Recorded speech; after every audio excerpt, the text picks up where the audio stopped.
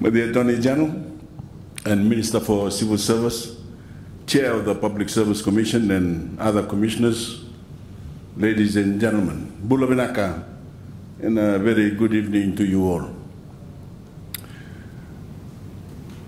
I was very keen to be the one to welcome you all to this year's retreat because I wanted a chance to speak directly with the women and men who form the tip of the administrative sphere in implementing my government's policies. As leaders in your ministries, you know that smart organizations cannot function in silos. Good governance is a team sport. It's not golf, let me tell you that, or single tennis, it's rugby. And you don't win the Hamilton Sevens by competing as an individual. Even if you've got the legs of Alessio Nanduba, you do it by working together and winning together as a team. You and I are all members of the same team, Team Fiji, the team tasked with taking our country forward. When we put scores on the board, we directly improve the lives of our people, transforming the services they rely on for the better, granting them greater access to opportunity, and supporting their dreams and aspirations for the future. So, ladies and gentlemen, don't think of my remarks tonight as a lecture.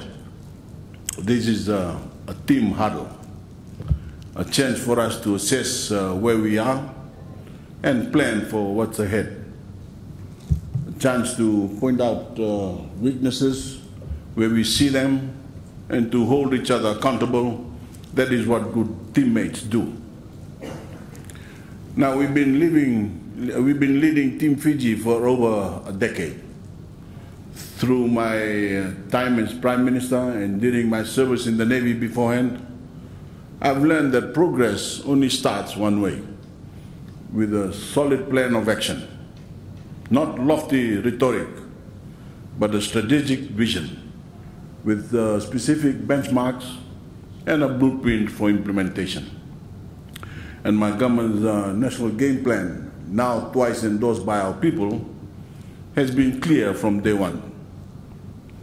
We are establishing Fiji as the preeminent Pacific Island country, the hub of development, trade, innovation and technology, a global leader on the issues that matter most to the secure future of our region and people.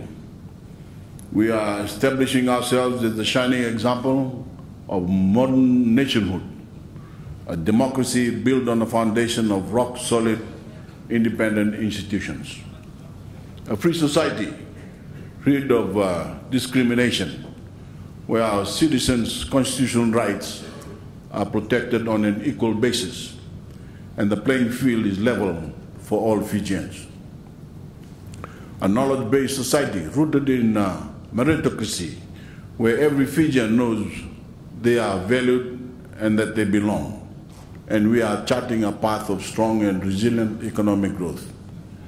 We are on the cusp of our 10th straight year of growing our economy, and we are now entering the second phase of our economic evolution. Our economic pedigree must be matched with a culture that fully embraces transparency, honesty, and accountability. Only then will we build a society that is worthy of the ambition, ingenuity, and ability of the next generation of Fijians. Bringing all that vision to pass and making it a lasting reality for our country, that is what we strive for. That is our gold medal victory. We've already made historic progress, but our work is far from over. Yes, our economy is doing well, but legacies are measured by more than monetary success.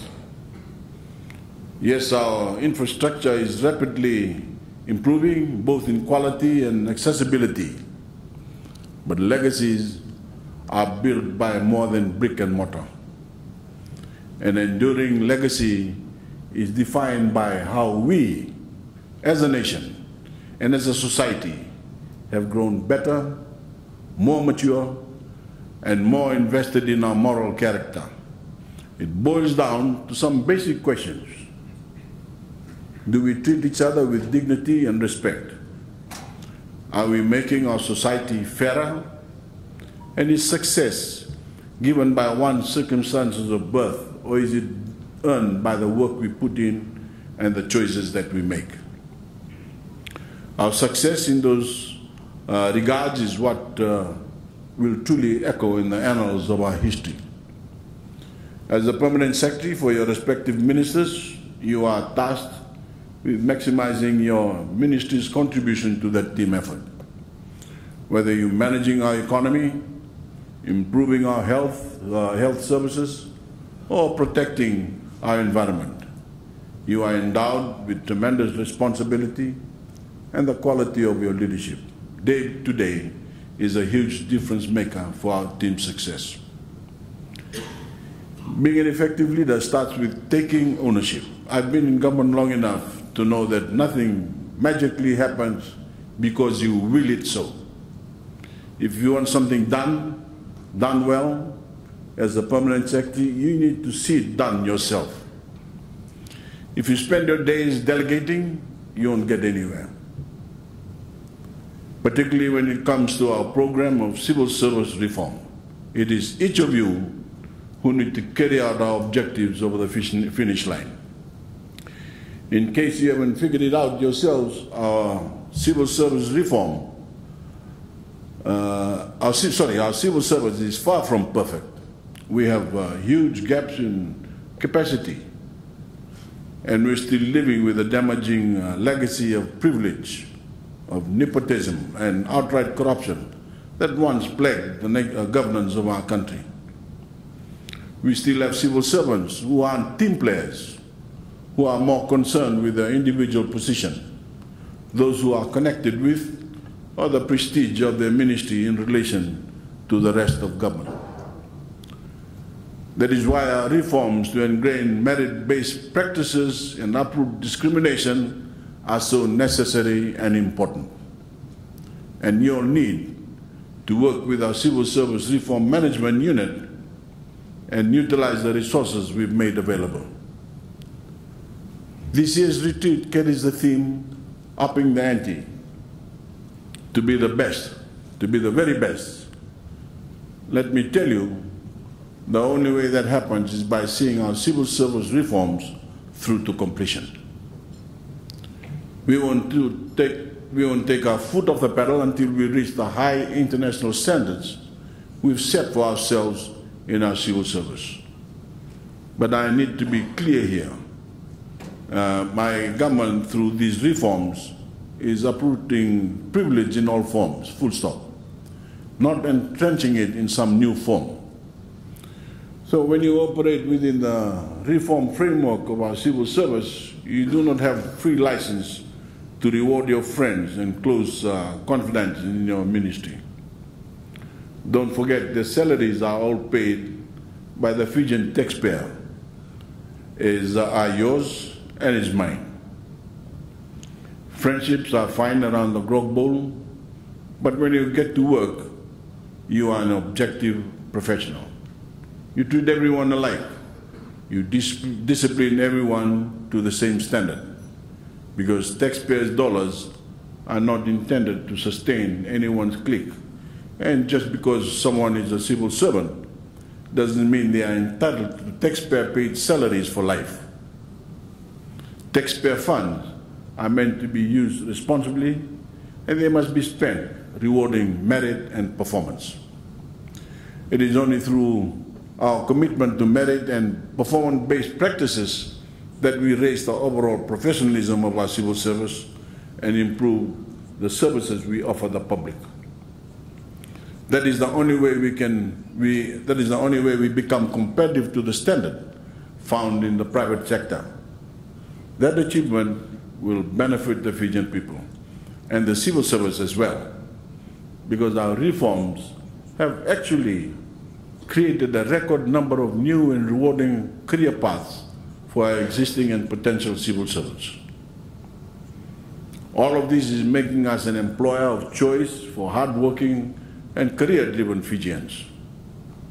But we're not there yet. The decades of neglect suffered across human resourcing in our civil service remain a ball and chain around our ankles, hampering our progress forward. And that is why we've dramatically rethinking the way we manage human resourcing within government. Because we cannot serve the interests of the public if we cannot even serve the interests of our own staff. Whether we're talking about nurses, or frontline customers, service staff, doctors, or teachers, they should all have the confidence that your ministries are equipped to respond to their concerns so they can focus on delivering critical service to our people. That too will require your personal effort and attention. You need to put in the time to build up the capacity of your HR departments. For example, there is no reason why civil servants should not know 6 months before whether their contracts will be renewed or not. Very important. Every ministry needs to develop the capacity to grant that assurance. You are the first batch of permanent secretaries to ever shed the yoke of bureaucratic, administrative, and financial restrictions to handpick the best staff available and modernize your ministries. Don't let that historic chance go to waste. This all goes to show our reforms aren't only about salaries and performance metrics. They are about rethinking the entire way we go about the business of government. It's about restructuring ourselves to become more competitive. Some ministries haven't changed their basic structure since colonial times. Seriously. Never mind that we now have computers, or that the population has vastly expanded, or that our economy has become tremendously more complex. These things need to change. We need to change. We need to evolve to remain a relevant and beneficial force in the lives of our people. You need to work with the CSRMU and with the World Bank assessments to make that happen. Some functions of government may be scaled back and others may increase. As you should know, we are also currently engaged in a game-changing partnership, Digital Fiji, with the Singapore Corporation Enterprise to bring our government services fully into the 21st century. It's going to put power directly in the hands of our people to access the services and opportunities that can transform their well-being. It will make our services more efficient, with some becoming available at the tap of a button. It will make our progress more transparent, with publicly available metrics that show our success in action. It is our foundational step towards modernizing our economy to welcome more foreign investment. And it will forge new linkages between our ministries, fostering collaboration and communication. Two ingredients which are key for any team success. The Digital Fiji partnership is a new frontier, one that will bring some unfamiliar challenges. That is why your leadership in seeing it implemented is vital. And I expect each of you to personally attend meetings for all Digital Fiji projects. Much of our work today will pay out its dividends over quite a significant period of time. In the short term, you can expect some feathers will be ruffled. At times you will get political. You may be unfairly attacked or unjustly portrayed, especially on Facebook. You may have staff in your ministries leak information to the media and to politicians. You may have your statements taken totally out of context for the sake of an attention-grabbing headline. To that, I say, welcome to the club. But the clear difference is that you aren't politicians. You must remain above the political fray as impartial servants of the public.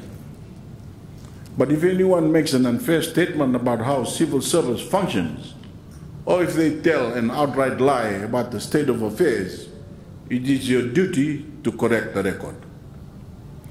Not in the interest of any one political party, but in the interest of the truth. To cut through the fog of falsehood, I encourage you to explore new and innovative ways to communicate directly with your ministry's respective stakeholders. The Ministry of Education, for example, started emailing its teacher directly last year when blatant lies were being spread by unions during the election season, and has assigned government email addresses to those teachers who didn't already have one. I myself just launched a Facebook page where I will be speaking directly to the Fijian people on a much more regular basis. By cutting out the middlemen and communicating more directly with those we are sworn to serve, we take control of our own message and don't allow for the type of distortion we see all too often by certain news outlets, or on social media.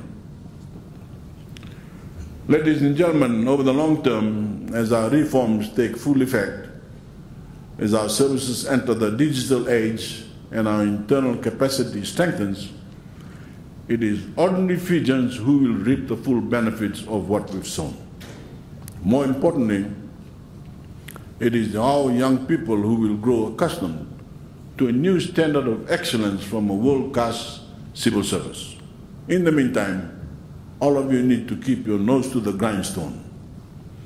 Play by the rules, understand the laws and regulations that govern you, including the general orders.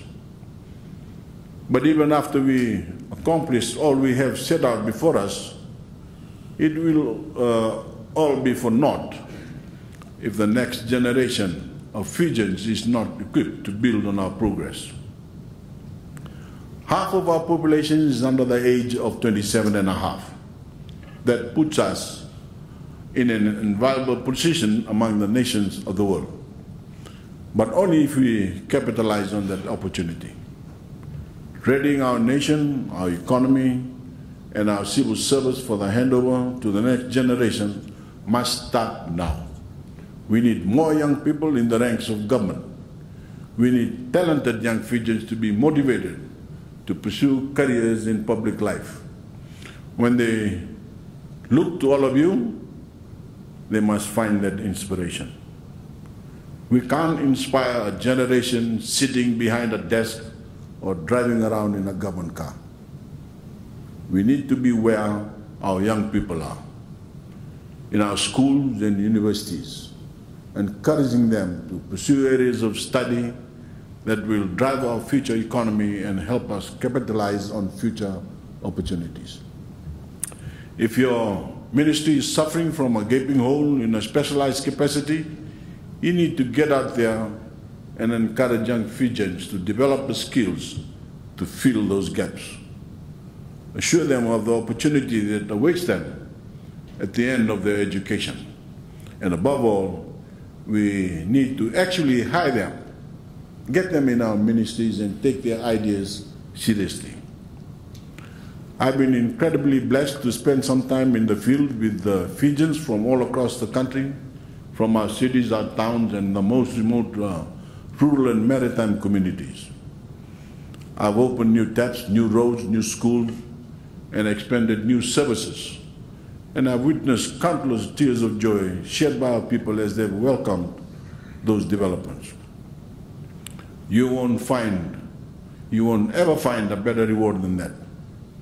That work begins in our ministries, and it begins with each of you. I wish to thank Mr. Vishnu Moran, the Chair of the Public Service Commission, in particular for his commitment and dedication in ensuring that the PSC fulfills its constitutional function and for bringing professionalism to our civil service through the implementation of the civil service reform. Thank you, Mr. Mohan. Also wish to thank other commissioners which have supported the chairman. Ladies and gentlemen, I now have great pleasure to declare your 2019 retreat open. I wish you all the best of luck in your discussions. And God bless you all.